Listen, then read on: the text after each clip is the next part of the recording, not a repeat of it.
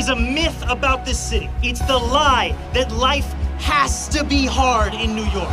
I believe we can guarantee cheaper groceries, we can raise the minimum wage, we can freeze the rent for more than 2 million tenants and build hundreds of thousands of affordable homes. It's city government's job to deliver that. We are done settling for less. Are you ready for a city we can afford? Are you ready to win this race? Paid for by Zohran for NYC.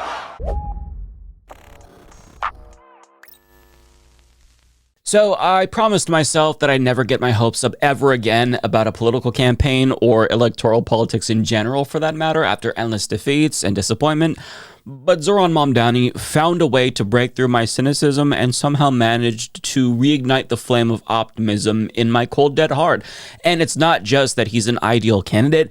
It's that he's on the verge of pulling off a monumental victory in New York City's mayoral race, and if he were to win, it would be a political upset that rivals AOC's ouster of Joe Crowley back in 2018. I mean, it would send shockwaves through the American political establishment, and every day he is inching closer and closer to victory, which is why I'm out of my slumber and starting to pay attention to this race. A Data for Progress poll conducted before his AOC endorsement found that he was just 2 points behind Andrew Cuomo, the former governor of New York, who was forced to resign in shame after multiple women accused him of sexual harassment. Now, this poll does seem to be an outlier, but when you look at aggregate polling data that takes into account final round voting results, you can see that there's been a massive swing towards Mamdani over time. Back in March, Cuomo had a 30-point lead and a 40-point lead according to Data for Progress.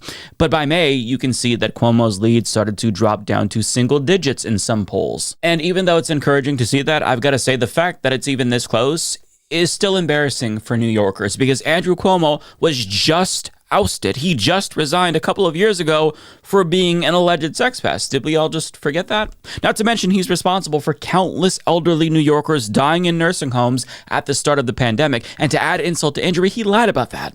So the fact that he's politically viable at all is an embarrassment to the Democratic Party. If they actually want change like they say they want, I'm talking to the voters, now is the time to put up or shut up. But having said that, Zohran has managed to drive down Cuomo's support for a number of reasons. First and foremost, I think it's because he's running one of the most progressive, substantive campaigns since Bernie 2020. And second, he's targeting the main problem that plagues our political system, and that is corruption. He ties politicians like Andrew Cuomo to their billionaire donors and explains that this corruption is why nothing ever changes in this country, because special interests control politicians by buying and bribing them. For example, he explains that landlords are flocking to Andrew Cuomo's campaign currently because they know that he's going to let them continue to gouge tenants. But he's not just running an anti-Cuomo campaign, he's running one of the most strong anti-fascist campaigns of any politician in the country right now, which is exactly why we need his leadership now in a moment like this more than ever. And to show you what I mean, he had to be held back by police while he was confronting Tom Homan, Trump's border czar.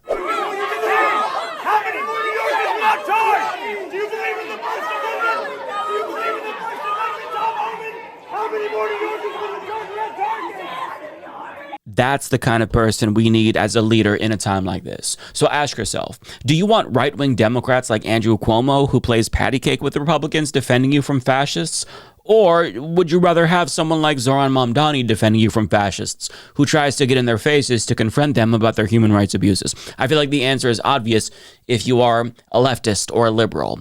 See, candidates like Mamdani are the antidotes to fascism because they are addressing the material issues that have long been ignored by the political establishment, which created the conditions for fascism to arise in the first place. Because when people live paycheck to paycheck for so long and their standard of living deteriorates year after year, and they feel like things are just never going to get better, they begin to grow frustrated and angry and desperate, and that desperation makes them susceptible to radicalization, which is why fascists like Donald Trump often come along and exploit that, because they acknowledge their pain and suffering, but they tell them that it's immigrants and trans people that's the cause of all of their problems.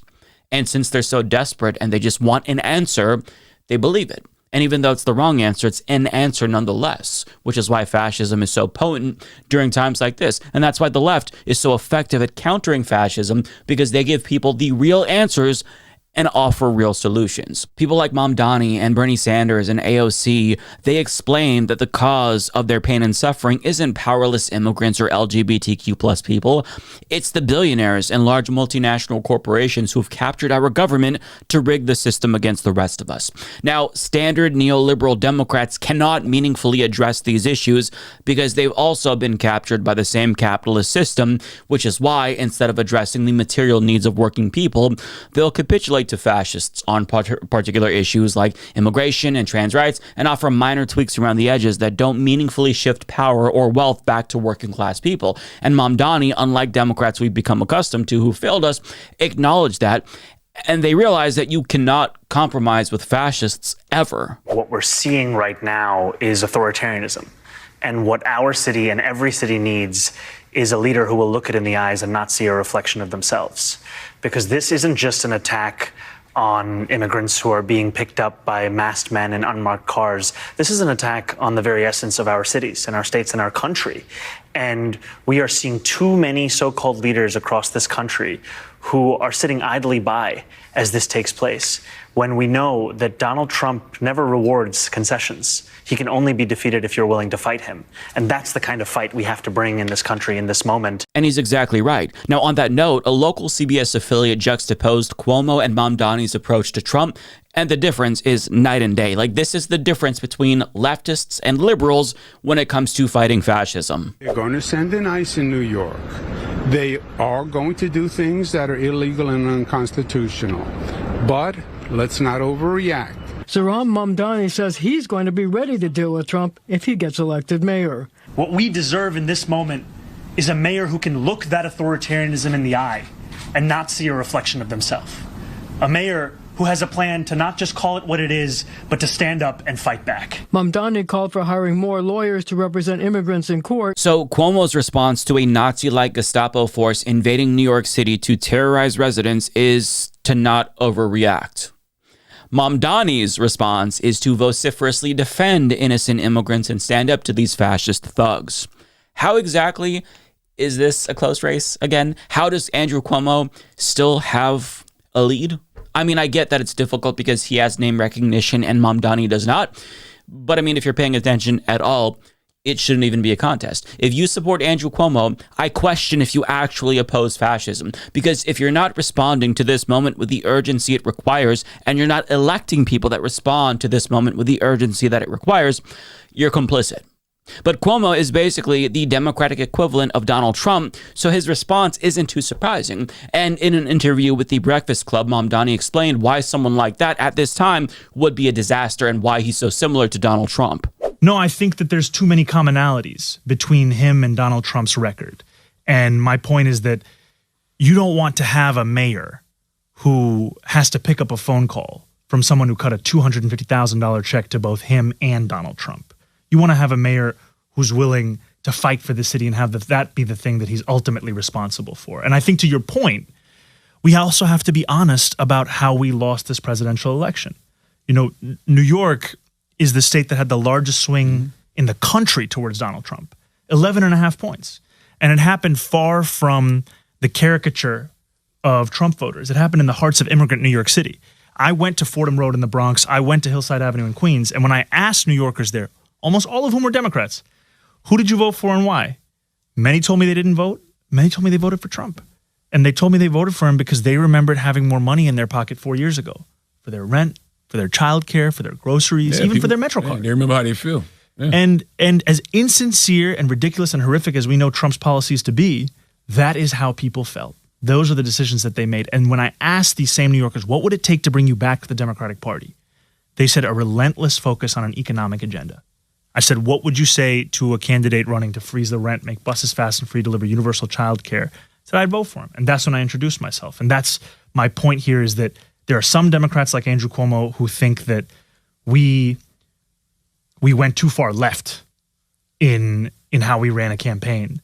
And my point is that we actually betrayed working class voters a long time ago. And it's time to own up to that and finally fulfill the promises that were made decades ago. So liberals have to understand that candidates like Mamdani, they are our ticket out of this fascist mess that we're currently in, because late-stage capitalism always devolves into fascism, and socialism is the only effective solution because it facilitates the transfer of wealth and power from the top to the bottom, whereas capitalism facilitates the transfer of wealth from the poor to the rich. Changing this dynamic changes everything. We're seeing this class warfare play out right now with Trump's big, beautiful bill. The neoliberalism offered by the Democratic Party might be preferable to fascism and austerity, of course, but it doesn't address the underlying power imbalance between the rich and working people, which is why a leftist approach is required to save us from fascism. It's why politicians like Bernie Sanders and AOC are so popular right now. It's how Lula da Silva saved Brazil from their version of Donald Trump and restored democracy.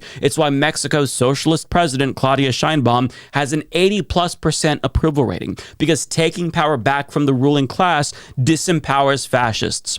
As Mamdani put it, you can't expect Cuomo to stand up to Trump when they have the same donors. How are we supposed to expect him to meaningfully address the cost of living crisis in New York City when he's being bankrolled by the corporations fueling this crisis?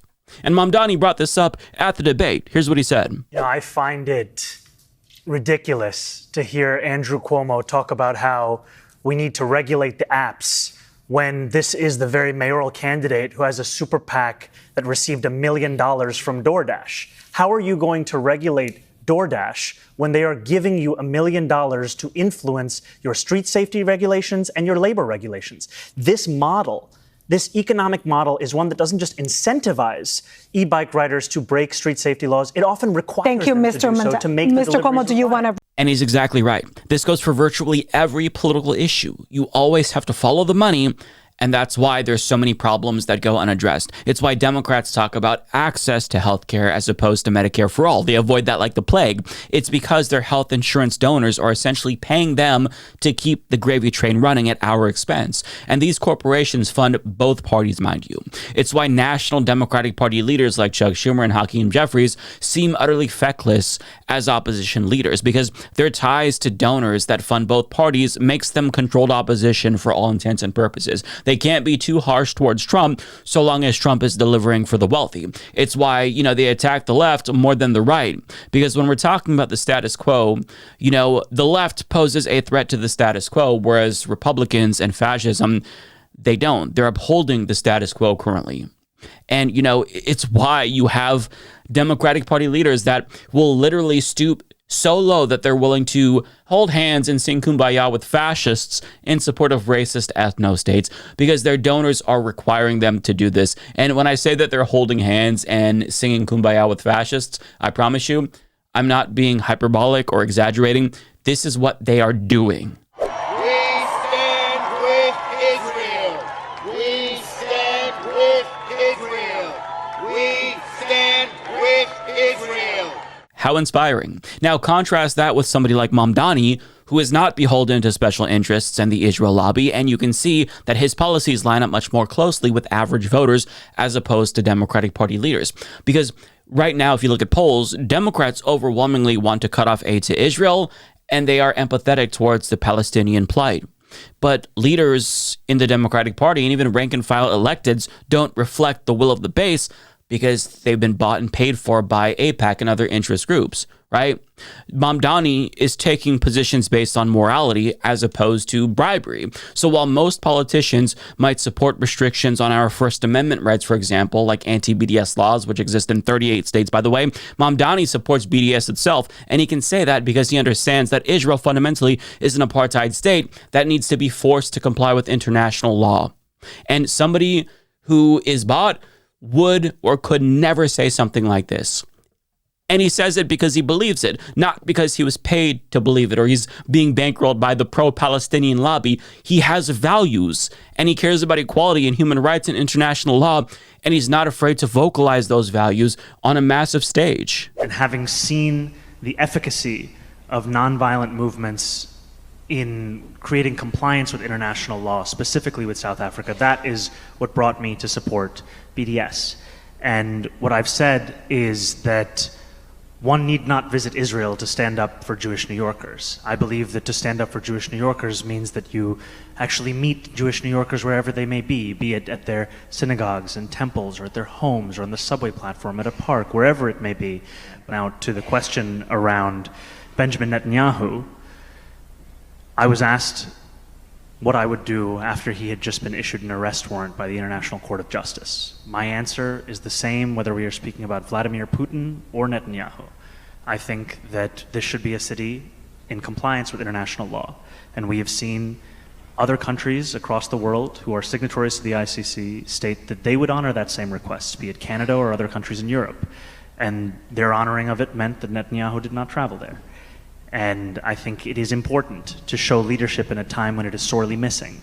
And there are some who may say that the United States is not a party to the International Criminal Court. Thank you, Whitney. I knew you were going there. And to that I say that there are times when courage is required. There was a time when it was not legal for same-sex couples to be married in this country. And still, then Mayor Gavin Newsom issued marriage certificates for those very couples in defiance of that legislation. What I am trying to showcase is a belief that international law is something that should be honored, should be respected, and something that we should actually bring our city into compliance with. A leading candidate for mayor of New York City just said that he'd respect international law and arrest a war criminal. It feels almost surreal to see that, but our country has become so immoral that concepts such as justice and accountability feel almost foreign or laughable. But in reality, that is the common sense position, which again, he's able to take out of principle and not because he's been bribed by defense contractors or the pro-Israel lobby. And even if you don't agree with some of his positions that he's taking and you think that he's too far left, isn't it just refreshing to see somebody who has beliefs and values? I mean, with Kamala Harris, Americans got the sense that she had no core beliefs of her own and felt that her policy positions were exclusively dictated by polls and consultants, which is why she wouldn't do extended interviews on podcasts, because she might have been forced to answer a question about something that wasn't extensively focus group tested. So what happens if you say something that's unpopular? Oh no. I mean, we all have beliefs, even among the left, obviously. We don't often line up, but as long as you are expressing your values and it's tied to some core philosophy, I think that people will understand you even if they don't always agree, right? And I don't want to pick on Kamala. She's not the only Democrat who does this. So many of them have reused these same scripted talking points for years, which is why nobody believes them, because the platitudes and the talking points change, but the policies don't. So it's time that the Democratic Party starts electing people who have genuine beliefs with an actual vision for the future, because the Republican Party and Trump, as much as you hate them, they have genuine beliefs and a vision for the future, but it's deeply theocratic and dystopian and fascist, but they believe in something and they are actualizing that, whereas the Democratic Party, they don't have that. People like Mamdani and AOC and Bernie do. But I mean, if you're a liberal and you're on the fence about socialists like Mamdani and AOC and whatnot, you have to ask yourself why that is. You have to challenge yourself to ask, why does it feel so wrong to question capitalism? I mean, I was in your shoes too, and I'm glad I fought through the cognitive dissonance, because we have all been conditioned to think that capitalism is the best and only system ever. I mean, we've let capitalism hollow out our institutions for so long that Americans are having doubts about democracy as opposed to capitalism. Like, they think that it's democracy that failed them and not capitalism. And that's a serious problem that we cannot let continue. So, I mean, if you really, really, truly want to defeat fascism, you have to challenge yourself. You have to stop electing these same fucking neoliberal Democrats who enabled the rise of fascism in the first place by letting things get so bad. It's time to transfer power to the wing of the party that actually is going to fight with energy and ambition, who cares about making people's lives better, who acknowledges that immigrants and trans people aren't the cause of all of our problems. They acknowledge that the wealthy is our common enemy. That is the message that we need now more than ever, not only because it is objectively correct, but because it resonates with working class people. And it's the exact message that Mamdani is bringing to New Yorkers. We are live here in the most expensive city in the United States of America. 1 in 4 New Yorkers are living in poverty. And I am running to be your next mayor to make this city affordable. I will do so by freezing the rent for more than 2 million rent-stabilized tenants, by by making the slowest buses in the country fast and free, and by delivering universal childcare. And I will pay for this by taxing the 1%, the billionaires and the profitable corporations that Mr. Cuomo cares more about than working class New Yorkers. I will ask them to pay their fair share so we can have a city that everyone can afford. Thank you so much. That message is our ticket to victory, and Mamdani is proving its efficacy by closing the gap between him and Andrew Cuomo. But it's not over yet, and even if he wins the primary, there are things that the establishment can still do to blunt his momentum. I say this because the last time a socialist candidate won a Democratic mayoral primary in New York, well, the Democratic establishment crushed them. I'm talking about socialist India Walton, who defeated the incumbent Byron Brown in Buffalo's Democratic mayoral primary. After she won, Byron Brown refused to concede, much like Donald Trump, and he launched a sore loser writing campaign and aligned with Republican donors to raise lots and lots of money. And in the end, he ended up defeating her in the general with Republican money. And I wouldn't put it past Andrew Cuomo to do the same exact thing. Although I will say this, Eric Adams is already running in the general election as an independent. So if Cuomo pulls the same bullshit that Byron Brown did, he'd end up splitting votes between him and Adams, which would greatly benefit Mamdani. But I mean, they're not going to just let him win easily. They will fight him even if he wins. But at the end of the day, no amount of rat fucking by the Democratic establishment or Republican donors can stop Mamdani if and only if Democratic voters specifically are finally serious about stopping fascism. If they're tired of GOP extremism and they want to make them politically irrelevant for the foreseeable future, now is their chance to prove it. Actually vote for candidates like Mamdani, who's vowing to take the Democratic Party back to their FDR roots when they were unstoppable. See, you're not going to stop fascism, the modern-day Nazi movement, by electing more disappointing milquetoast neoliberal Democrats. If that were possible, Trump wouldn't have won after Joe Biden was elected president and promised to take us back to normalcy. There's no going back to normal after this. You're only going to beat the fascists by electing unapologetic progressives who stand up to fascists and attack the root cause of our problems, which is capitalism. We have to say that. So I'll be watching this race very, very closely, because if Mamdani pulls off a win here, I may just have to put my cynicism on hiatus, at least temporarily.